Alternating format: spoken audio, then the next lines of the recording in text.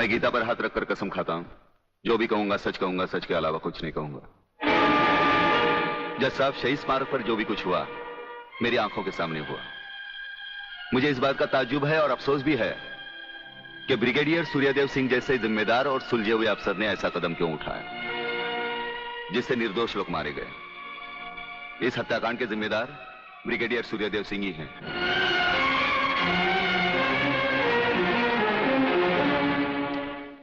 Brigadier Suryadev Singh, अदालत ने आपके खिलाफ सारे बयान सुने। आप अपनी सफाई में कुछ कहना चाहेंगे या आपका कोई वकील है? हम अपनी डिफेंस खुद करेंगे, सिर्फ आपकी इजाजत चाहिए।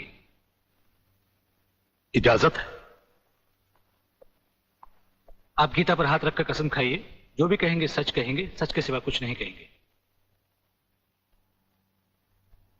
जज साहब, क्या अदालत को यकीन है कि गीता और कुरान या बाइबल जैसे पवित्र ग्रंथों पर हाथ रखकर जो गवाहियां दी जाती हैं वो सच होती हैं? अगर इन कस्मों के बावजूद भी गवाह सच नहीं बोलता तो फिर अदालत में इन पवित्र ग्रंथों का अपमान किस लिए जज साहब?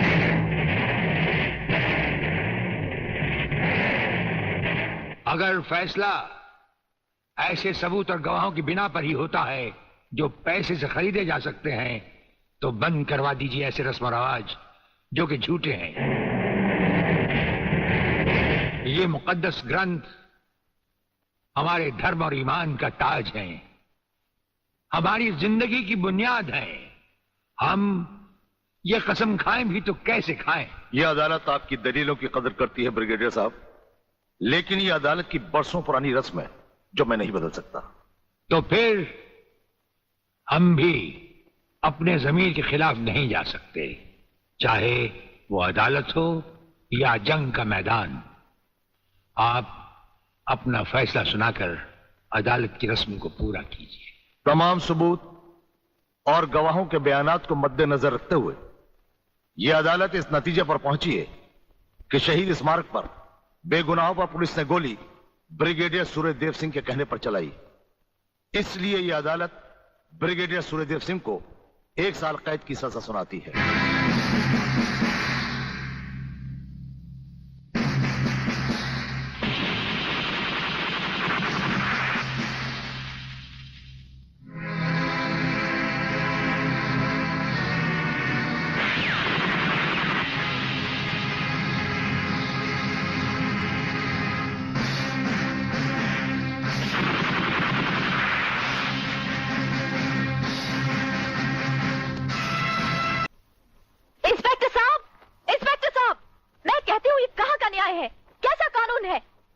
मासूमों को सोचे समझे बिना हवालात में बंद कर दिया। मैं पूछती हूँ क्या हो गया है इस देश के कानून को? अगर पुलिस वाले इस तरह पुलिस स्टेशन में सोते रहे तो निर्दोष लोग जेल में नहीं जाएंगे तो कहाँ जाएंगे? उठो! कौन तुम? नींद की गोली खाकर सोया है गांजे की? दिखता नहीं क्या? लड़की हूँ मैं, आलोक की बहन, जिसे तुम्हारे कोई बहादुर इंस्पेक्टर ने बलात्कार के जुर्म में पकड़ा है। कहाँ है वो इंस्पेक्टर? मैं उससे मिलना चाहती हूँ। सलाम साहब। साहब? अच्छा, तो आप ही है वो साहब। मैं पूछती हूँ तुम पुलिस वालों को हुआ क्या है जो गुनहगार को निर्दोष और निर्दोष को गुनहगार समझ लेते हैं? सुना था कानून अंधा होता है, मगर तुम्हें तो भगवान ने एक नहीं दो दो आंखें दी है, और वो भी चील की तरह मोटी मोटी। क्या वो तीनों तुमको किसी भी तरह से बदमाश लगते हैं? अरे मेरा भाई आलोक, वो तो किसी लड़की से बात करते हुए भी कांपता है। वो किसी पे बलात्कार क्या करेगा? खाक। वागले बेटे, ये तो लाल मिर्च है तीखी तीखी। हाथ लगाओ तो हाथ चले, मुंह लगाओ तो मुंह चले, दिल लगाओ तो दिल चले। ये तेरी बीवी बनने के लायक है। अरे इस तरह घूर घूर के क्या देख रहे हो? पहले कभी लड़की नहीं देखी?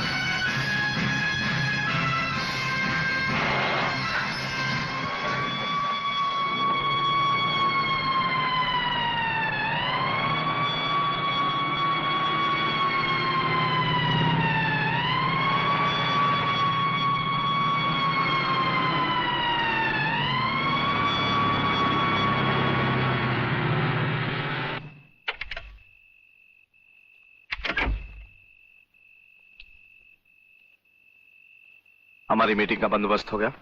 Yes sir. सूर्यदेव सिंह को आप जेल के तहखाने में मिल सकते हैं। गवर्नमेंट डिसिप्लिनरी एक्शन का मामला है, इसलिए हमारे साथ हमारे सेक्रेटरी के अलावा और कोई नहीं जाएगा। Right sir.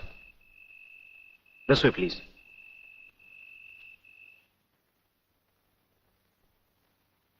आप इधर उधर देखने की तकलीफ मत उठाइए मंत्री साहब, हम देख भी चुके हैं और सुन भी चुके हैं। यहाँ दीवारें तो हैं लेकिन इनके कान नहीं। आपका वागले से अलग हो जाना, वागले का भरी अदालत में आपके खिलाफ बयान देना, आपका गिरफ्तार होना भाई ये सब मेरी समझ में पूरी तरह से नहीं आया। इसलिए तो आपको हमने याद किया है। और जब कभी सुबह समझा जाता है तो इंस्पेक्टर वागले इसी तरह भेस बदल कर हमसे मिलने यहाँ आते रहते हैं।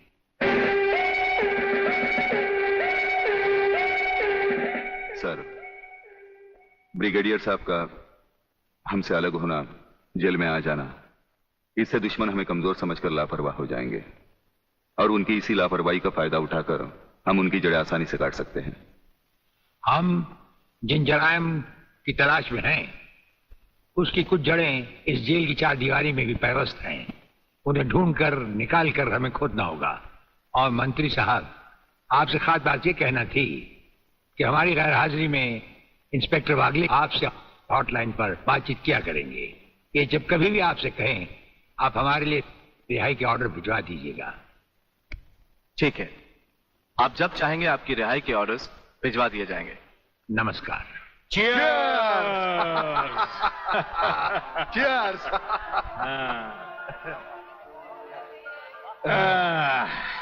नया साल बहुत बहुत मुबारक हो प्रलयनाथ।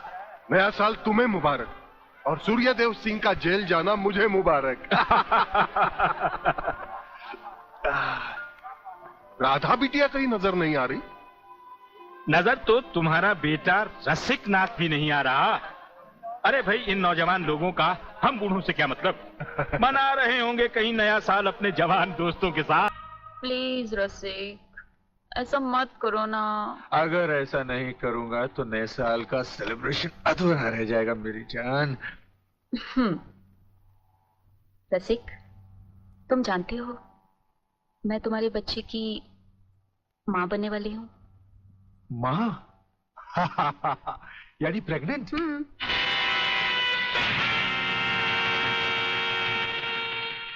अनीता, तुम? हाँ, मैं। कह दो इसे भी, प्रेगनेंसी में परेशानी क्या है, करवा लो अबॉर्शन। शादी बाद में कर लेंगे, अभी तो हम बच्चे हैं। क्यों, यही कहा था ना तुमने मुझसे, और न जाने किस किस से कहा होगा। अनीता, अनीता, कब तक तुम मुझे यूं ही ब्लैकमेल करती रहोगी? राधा, राधा ये सब तुमसे झूठ बोल रही है। ये मुझे बदनाम करना चाहती है। इसकी बातों में मत आना तुम। मैं भी तुम्हारी तरह इसकी भोली भाली बातों में आकर इसके बच्चे की माँ बनने वाली हूँ। बच्चे की माँ? अरे ना जाने किस किस का पाप अपने पेट में पालकर तू मुझे उसका पाप बना रही है। रसिकनाथ, जिसका पाप मेरे पेट में है उसे पापी का अंत करने आई हूँ।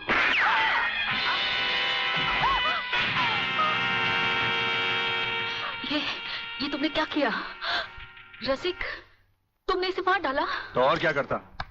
हजारों औरतें जबरदस्ती मेरे गले पड़ रही थी। आज मैंने तुम्हारी सही शक्ल देख ली है रसिकनाथ। अगर ये एक बाजारू औरत थी तो तुम भी एक बाजारू कुत्ते हो जो जगह जगह मुंह मारते फिरते हो। मैं आज तुम्हारा भांडा फोड़ कर रहूंगी। मैं अभी पुलिस को फोन करती हूँ। सारी ज्यादा समझदार बनने की कोशिश की तो तेरा भी यही आशा कर दूंगा, समझे?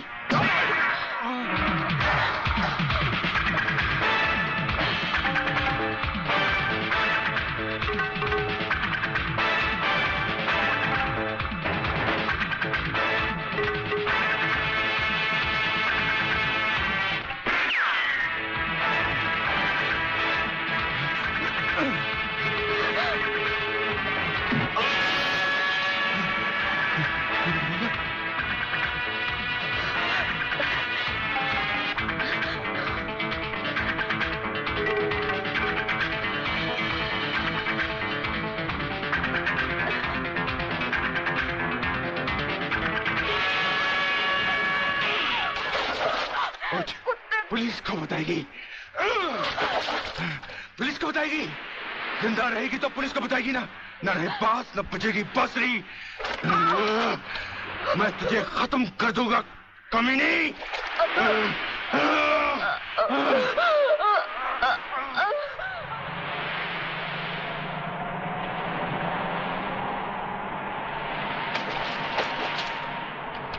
तो पीने का मजा ही नहीं आता। अरे क्या हुआ? अबे सामने देख, लड़की की लाश।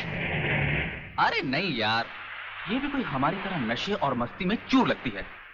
चलो उसे और पिलाते हैं, अपना भी नया साल सुधर जाए। अबे नया साल सुधारने के बच्चे, अगर लफड़े में फंस गए ना तो जिंदगी बिगड़ जाएगी। हमें क्या मालूम वो जिंदा है या मुर्दा?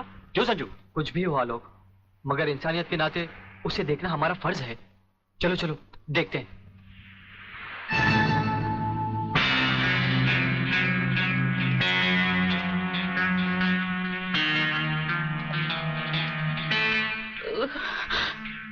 मुझे मत मारो प्लीज।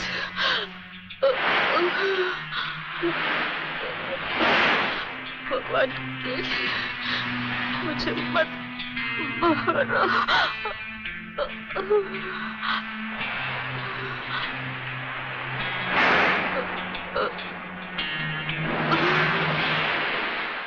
अरे ये तो फिर से बेहोश हो गई। लगता है किसी ने इसे बहुत मारा है। चलो इसे अस्पताल ले चलते हैं। डॉक्टर साहब। यस, क्या बात है? डॉक्टर साहब, ये लड़की बहुत सीरियस है, आप बचा लीजिए प्लीज। लड़की? कहाँ है लड़की? कौन है ये? हम नहीं जानते। तुम नहीं जानते तो इसे लेके क्यों आए हो? कहां से लाए हो? बीच से। ये हमें बीच पर बेहोशी की हालत में मिली थी। बेहोशी की हालत में?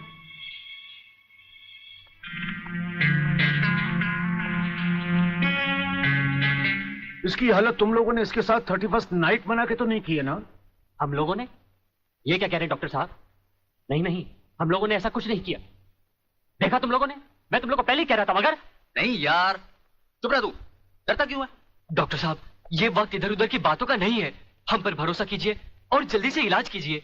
बातों से समझदार मालूम होते और मुंह से शराब की बदबू भी आ रही है। लेकिन भाई मेरे ये मामला तो पुलिस का है। पुलिस? हाँ। मगर पुलिस क्यों डॉक्टर साहब? क्योंकि इस तरह के केसेस पुलिस में दर्ज करवाए जाते हैं। मैं इंस्पेक्टर को अभी बुलाता हूँ। इंस्पेक्टर नीचे बैठा है। डॉक्टर साहब, संजय। आप लोग बैठिए। इंस्पेक्टर, कहाँ गए वो लोग? साहब, हम लोगों को मार के वो दोनों भाग गए। क्या बात है डॉक्टर साहब, आप इतने परेशान क्यों हैं? इंस्पेक्टर साहब, पता नहीं वो 3 लड़के इस लड़की को बेहोशी की हालत में यहाँ लाए। मैं आपको बुलाने गया, इतने में वो भाग गए। भाग गए?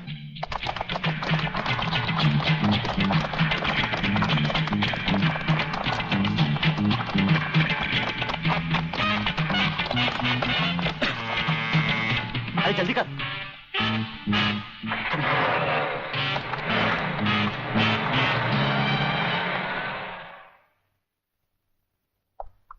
सर, ये है उस लड़की की मेडिकल रिपोर्ट। रेप केस है?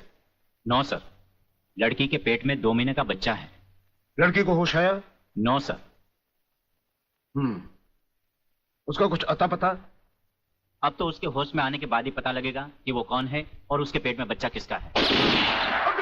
अगल सेबी अगल, अरे अगल सेबी अगल। अरे बेटे, अंग्रेजी को मार गोली और हिंदी में समझा। क्या बात है? सगाश्री, पिताश्री मेरे परलोक सुधारने का प्रबंध कर रहे हैं। अरे तो वो मेरी हत्या कर। तुम जैसी कमीने औलाद को मार डालना ही बेहतर होगा। देखता हूँ आज तुम्हें कौन बचाता है। प्रलयनाथ, तुम बीच में मत बोलो जीवनलाल। इस कमीने ने आज मेरी इज्जत मिट्टी में मिला दी है। मैं इसे जान से मारू। बात क्या है? क्या किया है इसने? ये बात तुम मुझसे पूछो तो अच्छा होगा। अच्छा अच्छा, रुक जाओ, शांति करो। बेटे रसिक, चलो उठो, बताओ क्या बात है? अंकल, अंकल मैं। हाँ हाँ बोलो, डरो मत।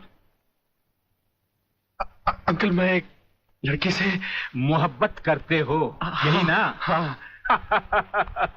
तुम भी कमाल करते हो प्रलयनाथ। बेटे की मोहब्बत बर्दाश्त नहीं कर पाए, उसे मारने पर तो लाए। अरे मोहब्बत करना तो आजकल के नौजवानों का फैशन है। बात यह नहीं है जीवनलाल, सच तो यह है कि इसकी मोहब्बत के चक्कर में वो लड़की इसके बच्चे की मां बनने वाली। ओहो, तो इसमें कौन सी नई बात है? करवा दो शादी। और अगर लड़की अपने बराबर की नहीं है तो करवा दो एबॉर्शन। मगर जीवनलाल बात ये अरे है। यार, ऐसे मामले में बात कुछ नहीं होती। सीधी सी बात है, अगर वो लड़की नहीं मानती तो पैसे वैसे देकर अपनी जान छुड़वा लो, और अगर फिर भी नहीं मानती तो तुम्हारे लिए किसी की जान लेना कौन सी नई बात है। प्रलयनाथ, तुम तो खामखा उस लड़की के लिए अपने बेटे की जान के पीछे पड़े हो।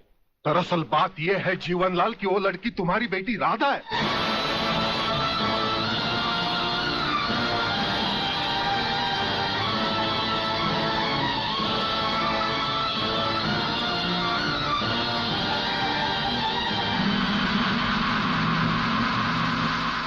सारी चीजें दर्ज कर ली? जी साहब। और हाँ, इस डेड बॉडी को जल्द से जल्द पोस्टमार्टम। साहब ये पर्स मिला है।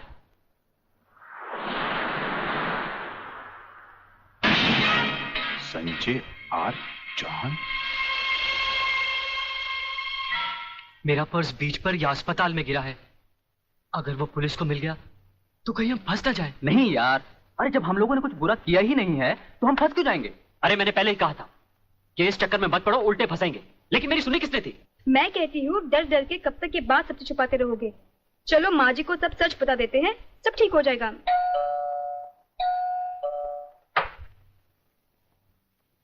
नमस्ते। नमस्ते। क्या बात है इंस्पेक्टर साहब?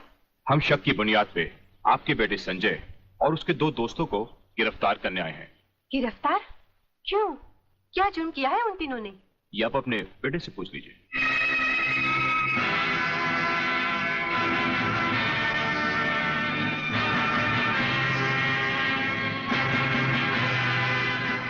वाह गोटिया वाह, क्या खुशखबरी लाया है। डीआईजी रुद्र प्रताप का बेटा पुलिस के फंदे में।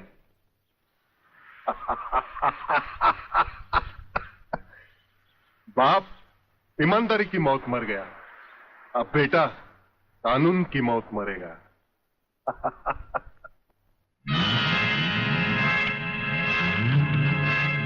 गोटिया आप देखना, मैं इस चश्मदीद गवाह को ऐसी मौत मारूंगा कि उसकी आंखें मुझे पहचानने से पहले ही बंद हो जाएगी। तुम उस डॉक्टर को खरीद लो और रिपोर्ट तैयार करवाओ जो मैं चाहता हूं। यह समय सोचने का नहीं है बेटी, यह हम दोनों की जिंदगी और मौत का सवाल है। पिताजी, पुलिस पूछेगी तो मैं क्या बताऊंगी? किसका नाम लूंगी? पुलिस को तुम ये बताना कि तुम्हारे साथ बलात्कार हुआ है।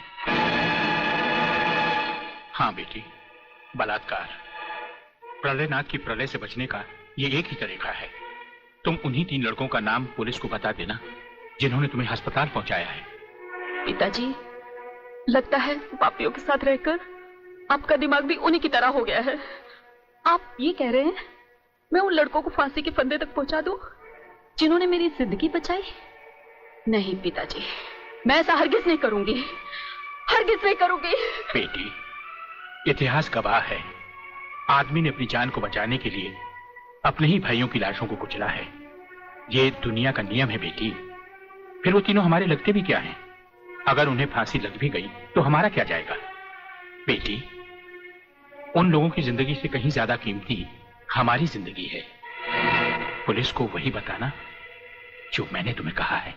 मगर गुप्ता जी, किसी के सपने पूरे करने के लिए किसी के अरमानों का गला तो नहीं घोटना चाहिए।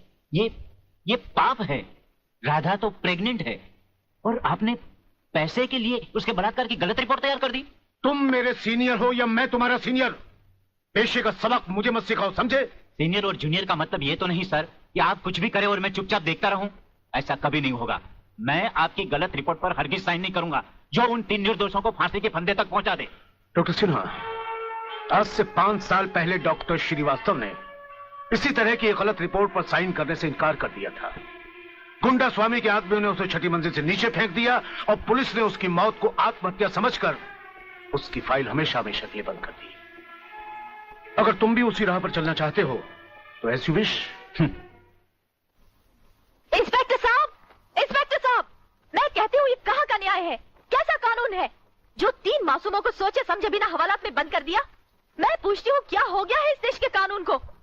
अगर पुलिस वाले इस तरह पुलिस स्टेशन में सोते रहे तो निर्दोष लोग जेल में नहीं जाएंगे तो कहाँ जाएंगे? कौन तुम? नींद की गोली खाकर सोया है या गांजे की? दिखता नहीं क्या? लड़की हूँ मैं, आलोक की बहन, जिसे तुम्हारे कोई बहादुर इंस्पेक्टर ने बलात्कार के जुर्म में पकड़ा है। कहाँ है वो इंस्पेक्टर? मैं उससे मिलना चाहती हूँ। सलाम साहब। साहब? अच्छा, तो आप ही है वो साहब। मैं पूछती हूँ, तुम पुलिस वालों को हुआ क्या है जो गुनहगार को निर्दोष और निर्दोष को गुनहगार समझ लेते हैं? सुना था कानून अंधा होता है, मगर तुम्हें तो भगवान ने एक नहीं दो दो आंखें दी है, और वो भी चील की तरह मोटी मोटी।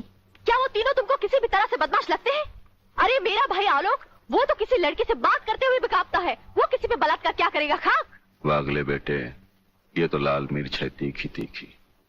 हाथ लगाओ तो हाथ चले, मुंह लगाओ तो मुंह चले, दिल लगाओ तो दिल चले। ये तेरी बीवी बनने के लायक है। अरे इस तरह घूर घूर के क्या देख रहे हो? पहले कभी लड़की नहीं देखी?